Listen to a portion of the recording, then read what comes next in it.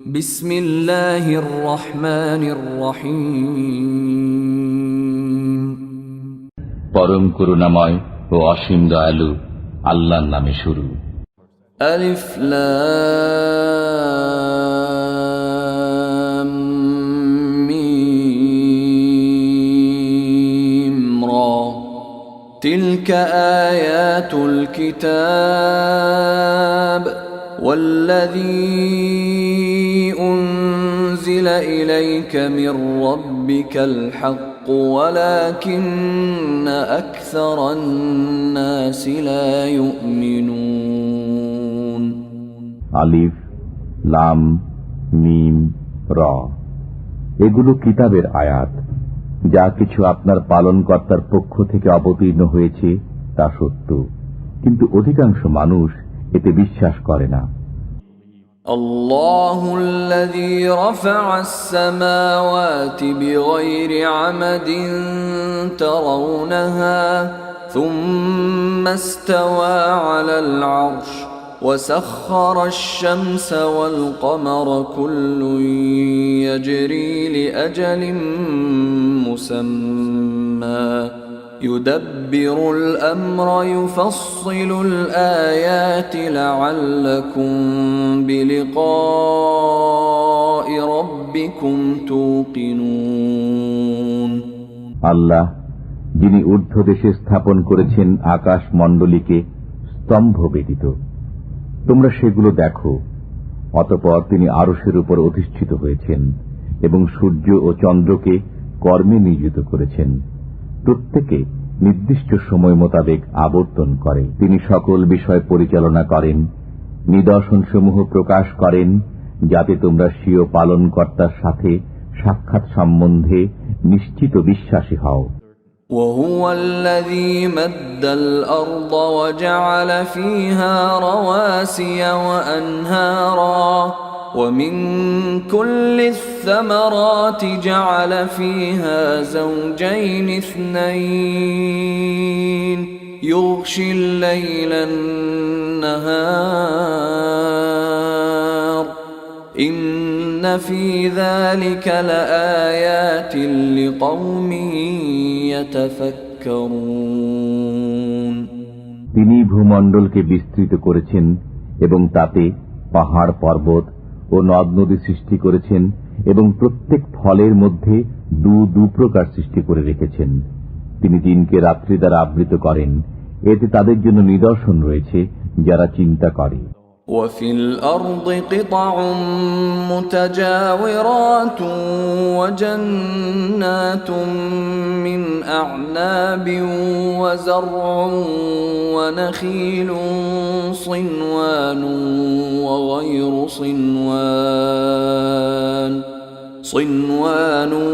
وغير صنوان يسقى بماء واحد ونفضل بعضها على بعض في الأكل إن في ذلك لآيات لقوم يعقلون এবং জমিনে বিভিন্ন শস্যক্ষেত্র রয়েছে, একটি অপরটির সাথে সংলগ্ন, এবং আঙ্গুরের বাগান আছে, আর শস্য ও খরজুর রয়েছে। একটির মূল অপরটির সাথে মিলিত এবং কতক মিলিত নয়। এগুলোকে একই পানি দেয়া হয়। আমি স্বাদে একটিকে অপরটির চাইতে শ্রেষ্ঠত্ব দিই। এগুলোর মধ্যে তাদের জন্য নিদর্শন রয়েছে যারা চিন্তা ভাবনা করে। وَإِن تَعْجَبْ فَعَجَبٌ قَوْلُهُمْ أَإِذَا كُنَّا تُرَابًا أَإِنَّا لَفِي خَلْقٍ جَدِيدٍ أُولَئِكَ الَّذِينَ كَفَرُوا بِرَبِّهِمْ وَأُولَئِكَ الْأَغْلَالُ فِي أعناقهم وأولئك أصحاب النار هم فيها خالدون যদি আপনি বিস্ময়ের বিষয় চান, তবে তাদের একথা বিস্ময়কর যে আমরা যখন মৃত্তিকা হয়ে যাব তখনও কি নতুনভাবে সৃজিত হব। এরাই স্বীয় পালনকর্তার সত্তায় অবিশ্বাসী হয়ে গেছে। এদের গর্দানেই লৌহ শৃঙ্খল পড়বে এবং এরাই দোজখী, এরা তাতে চিরকাল থাকবে। وَيَسْتَعْجِلُونَكَ بِالسَّيِّئَةِ قَبْلَ الْحَسَنَةِ وَقَدْ خَلَتْ مِنْ قَبْلِهِمُ الْمَثُلَاتُ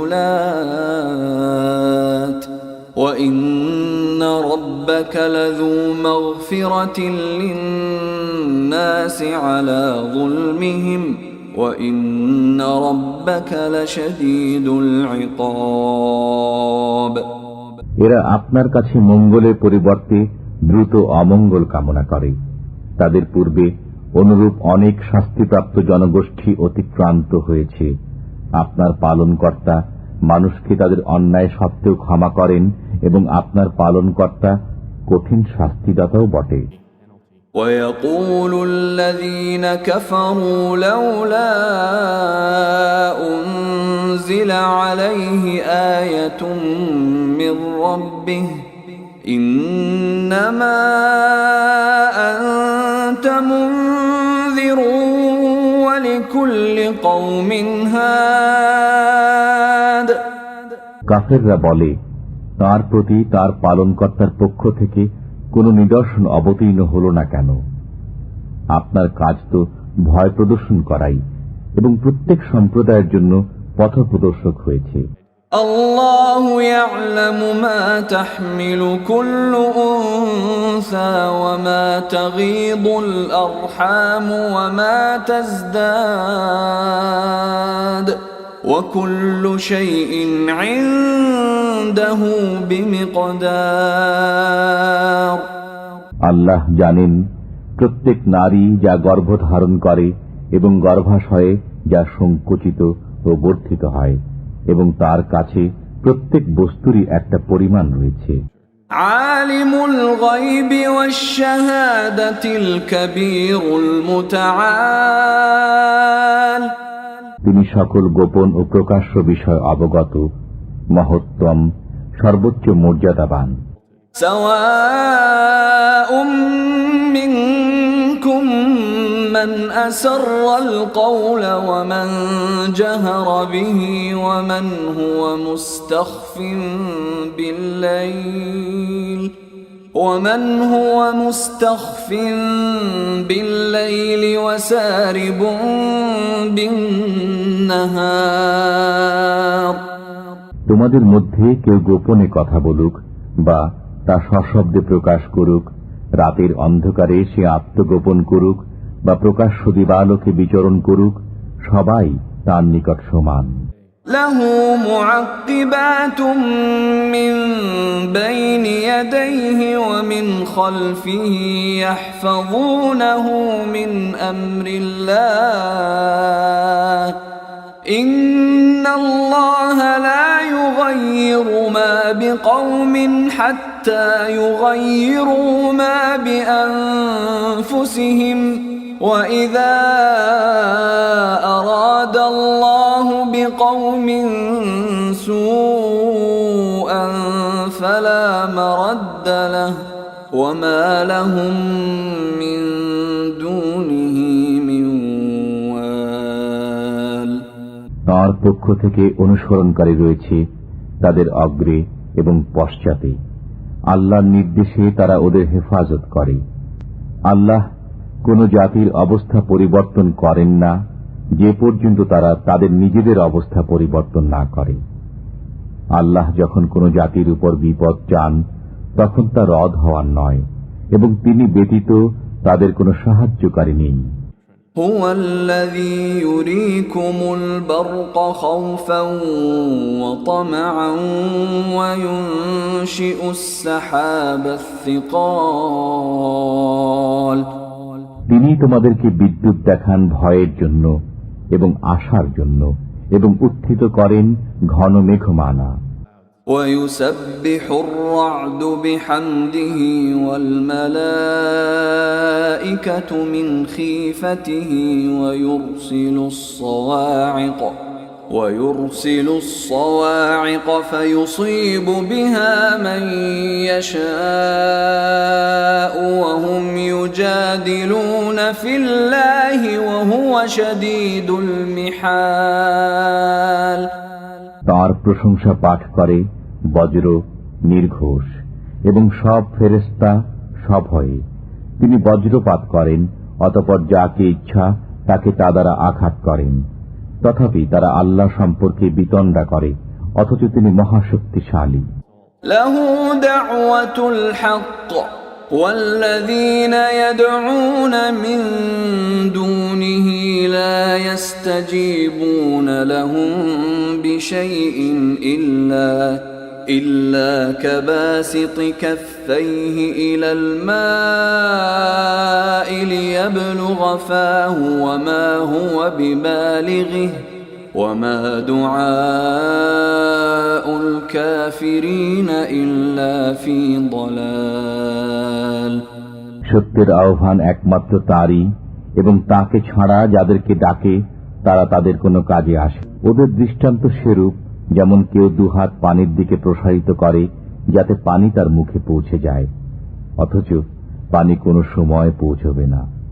কাফিরদের যত আহ্বান তার সবই পথভ্রষ্টতা। وَلِلَّهِ يَسْجُدُ مَن فِي السَّمَاوَاتِ وَالْأَرْضِ طَوْعًا وَكَرْهًا وَظِلَالُهُم بِالْغُدُوِّ وَالْآصَالِ। আল্লাহকে সিজদা করে যা কিছু নভমণ্ডলে ও ভূমণ্ডলে আছে, ইচ্ছায় অথবা অনিচ্ছায়, এবং তাদের প্রতিচ্ছায়াও সকাল সন্ধ্যায়। قل من رب السماوات والأرض قل الله قل أفاتخذتم من دونه أولياء لا يملكون لأنفسهم نفعا ولا ضرا قل هل يستوي الأعمى والبصير أم هل تستوي الظلمات والنور أم جعلوا لله شركاء خلقوا كخلقه فتشابه الخلق عليهم قل الله خالق كل شيء وهو الواحد القهار। জিজ্ঞেস করুন, নভমণ্ডল ও ভূমণ্ডলের পালনকর্তা কে? বলে দিন, আল্লাহ। বলুন, তবে কি তোমরা আল্লাহ ব্যতীত এমন অভিভাবক স্থির করেছ যারা নিজেদের ভালো মন্দেরও মালিক নয়? বলুন, অন্ধ ও চক্ষুষ্মান কি সমান হয়, অথবা কোথাও কি অন্ধকার ও আলো সমান হয়? তবে কি তারা আল্লাহর জন্য এমন অংশীদার স্থির করেছে যে তারা কিছু সৃষ্টি করেছে যেমন সৃষ্টি করেছেন আল্লাহ, অতঃপর তাদের সৃষ্টি এরূপ বিভ্রান্তি ঘটিয়েছে? বলুন, আল্লাহ প্রত্যেক বস্তু স্রষ্টা এবং তিনি একক পরাক্রমশালী। أنزل من السماء ماء فسالت أودية بقدرها فاحتمل السيل زبدا رابيا ومما يوقدون عليه في النار ابتغاء حلية أو متاع زبد مثله كذلك يضرب الله الحق والباطل فأما الزبد فيذهب جفاء وأما ما ينفع الناس فيمكث في الأرض كذلك يضرب الله الأمثال। তিনি আকাশ থেকে পানি বর্ষণ করেন, অতঃপর স্রোতধারা প্রবাহিত হতে থাকে নিজ নিজ পরিমাণ অনুযায়ী।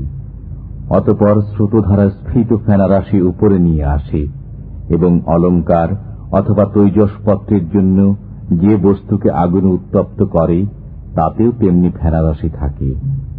এমনিভাবে আল্লাহ সত্য ও অসত্যের দৃষ্টান্ত প্রদান করেন।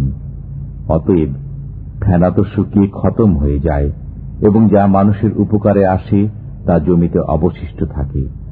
আল্লাহ এমনিভাবে দৃষ্টান্তসমূহ বর্ণনা করেন। للذين استجابوا لربهم الحسنى والذين لم يستجيبوا له لو أن لهم ما في الأرض جميعا ومثله معه لافتدوا به أولئك لهم سوء الحساب ومأواهم جهنم وبئس المهاد। যারা পালনকর্তার আদেশ পালন করে তাদের জন্য উত্তম প্রতিদান রয়েছে, এবং যারা আদেশ পালন করে না, যদি তাদের কাছে জগতে সব কিছু থাকে এবং তার সাথে তার সমপরিমাণ আরও থাকে, তবে সবই নিজেদের মুক্তিপণ স্বরূপ দিয়ে দিবে। তাদের জন্য রয়েছে কঠোর হিসাব, তাদের আবাস হবে জাহান্নাম, সেটা কতই না নিকৃষ্ট অবস্থান। أفمن يعلم أنما أنزل إليك من ربك الحق كمن هو أعمى إنما يتذكر أولو الألباب। যে ব্যক্তি জানে যে যা কিছু পালনকর্তার পক্ষ থেকে আপনার প্রতি অবতীর্ণ হয়েছে তা সত্য, সে কি ওই ব্যক্তি সমান যে অন্ধ? তারাই বোঝে যারা বোধ শক্তি সম্পন্ন। الذين يوفون بعهد الله ولا ينقضون الميثاق। ইহারা এমন লোক যারা আল্লাহর প্রতিশ্রুতি পূর্ণ করে এবং অঙ্গীকার ভঙ্গ করে না। والذين يصلون ما أمر الله به أن يوصل ويخشون ربهم ويخافون سوء الحساب। এবং যারা বজায় রাখে ওই সম্পর্ক যা বজায় রাখতে আল্লাহ আদেশ দিয়েছেন, এবং স্বীয় পালনকর্তাকে ভয় করে এবং কঠোর হিসাবের আশঙ্কা রাখে। والذين صبروا ابتغاء وجه ربهم وأقاموا الصلاة وأنفقوا مما رزقناهم سرا وعلانية ويدرؤون بالحسنة السيئة أولئك لهم عقبى الدار। এবং যারা স্বীয় পালনকর্তার সন্তুষ্টির জন্য সবর করে, নামাজ প্রতিষ্ঠা করে, আর আমি তাদেরকে যা দিয়েছি তা থেকে গোপনে ও প্রকাশ্যে ব্যয় করে, এবং যারা মন্দের বিপরীতে ভালো করে, তাদের জন্য রয়েছে পরকালের গৃহ। جنات عدن يدخلونها ومن صلح من آبائهم وأزواجهم وذرياتهم والملائكة يدخلون عليهم من كل باب। তা হচ্ছে বসবাসের বাগান, তাতে তারা প্রবেশ করবে এবং তাদের সৎকর্মশীল বাপ দাদা, স্বামী স্ত্রী ও সন্তানেরা। ফেরেশতারা তাদের কাছে আসবে প্রত্যেক দরজা দিয়ে। সালামুন আলাইকুম বিমা সাবারতুম ফানি'মা উকবাদ-দার। বলবে, তোমাদের সবরের কারণে তোমাদের উপর শান্তি বর্ষিত হোক, আর তোমাদের এ পরিণাম গৃহ কতই না চমৎকার। والذين ينقضون عهد الله من بعد ميثاقه ويقطعون ما أمر الله به أن يوصل ويفسدون في الأرض أولئك لهم اللعنة ولهم سوء الدار।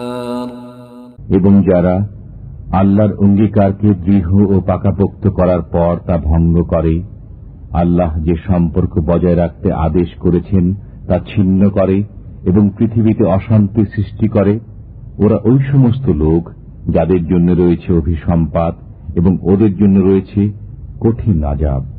الله يبسط الرزق لمن يشاء ويقدر وفرحوا بالحياة الدنيا وما الحياة الدنيا في الآخرة إلا متاع।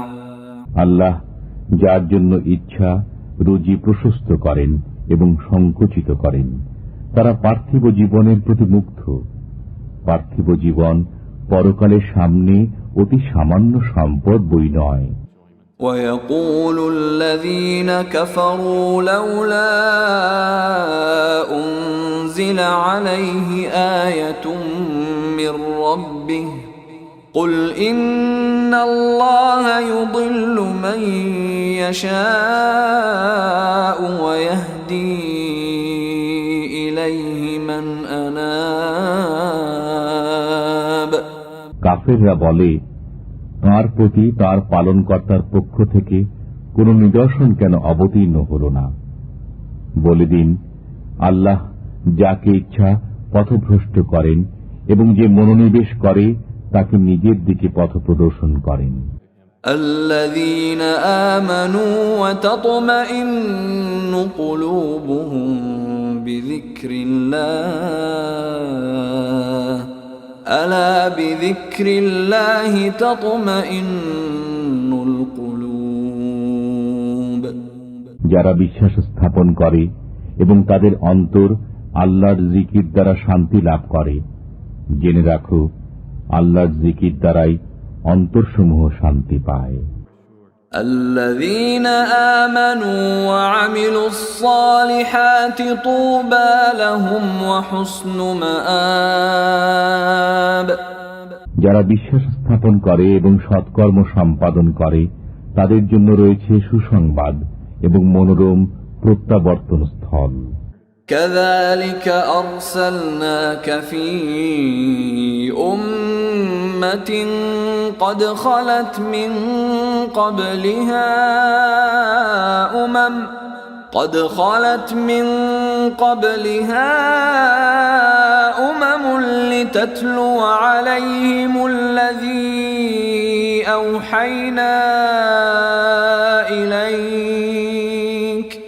لتتلو عليهم الذي أوحينا إليك وهم يكفرون بالرحمن قل هو ربي لا إله إلا هو عليه توكلت وإليه متاب। এমনি ভাবে আমি আপনাকে একটি উম্মতের মধ্যে প্রেরণ করেছি, তাদের পূর্বে অনেক উম্মত অতিক্রান্ত হয়েছে, যাতে আপনি তাদেরকে ওই নির্দেশ শুনিয়ে দেন যা আমি আপনার কাছে প্রেরণ করেছি। তথাপি তারা দয়াময়কে অস্বীকার করে। বলুন, তিনি আমার পালনকর্তা, তিনি ব্যতীত কারো উপাসনা নাই। আমি তাঁর উপরই ভরসা করেছি এবং তাঁর দিকেই আমার প্রত্যাবর্তন। ولو أن قرآنا سيرت به الجبال أو قطعت به الأرض أو كلم به الموتى بل لله الأمر جميعا أفلم ييأس الذين آمنوا أن لو يشاء الله لهدى الناس جميعا ولا يزال الذين كفروا تصيبهم بما صنعوا قارعة أو تحل قريبا من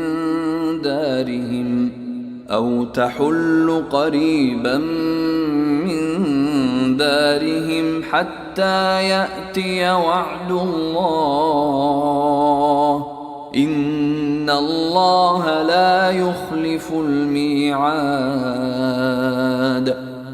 যদি কোনো কোরআন এমন হতো যার সাহায্যে পাহাড় চলমান হয়, অথবা জমিন খণ্ডিত হয়, অথবা মৃতরা কথা বলে, তবে কি হতো? বরং সব কাজ তো আল্লাহর হাতে। ঈমানদাররা কি এ ব্যাপারে নিশ্চিত নয় যে যদি আল্লাহ চাইতেন তবে সব মানুষকে সৎপথে পরিচালিত করতেন? কাফেররা তাদের কৃতকর্মের কারণে সবসময় আঘাত পেতে থাকবে, অথবা তাদের গৃহের নিকটবর্তী স্থানে আঘাত নেমে আসবে যে পর্যন্ত আল্লাহর ওয়াদা না আসে। নিশ্চয়ই আল্লাহ ওয়াদার খেলাপ করেন না। وَلَقَدِ اسْتُهْزِئَ بِرُسُلٍ مِّن قَبْلِكَ فَأَمْلَيْتُ لِلَّذِينَ كَفَرُوا ثُمَّ أَخَذْتُهُمْ فَكَيْفَ كَانَ عِقَابِ। আপনার পূর্বে কত রসুলের সাথে ঠাট্টা করা হয়েছে, অতঃপর আমি কাফেরদেরকে কিছু অবকাশ দিয়েছি, এরপর তাদেরকে পাকড়াও করেছি। অতএব কেমন ছিল আমার শাস্তি?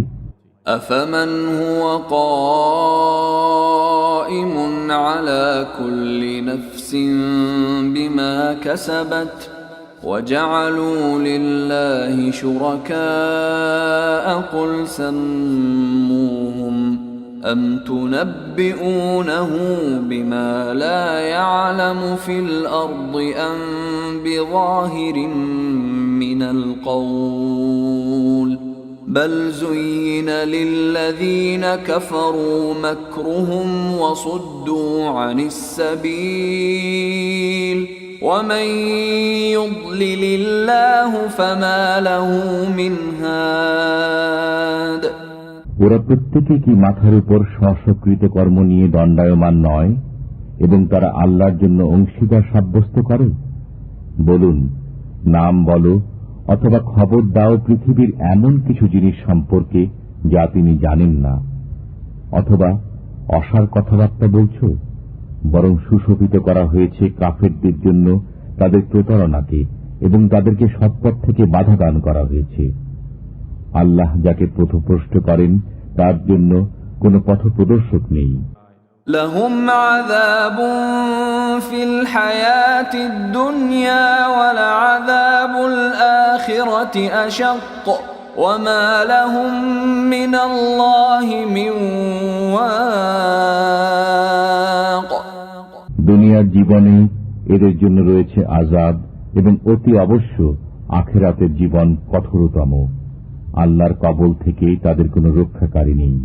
مثل الجنة التي وعد المتقون تجري من تحتها الأنهار أكلها دائم وظلها تلك عقبى الذين اتقوا وعقبى الكافرين النار।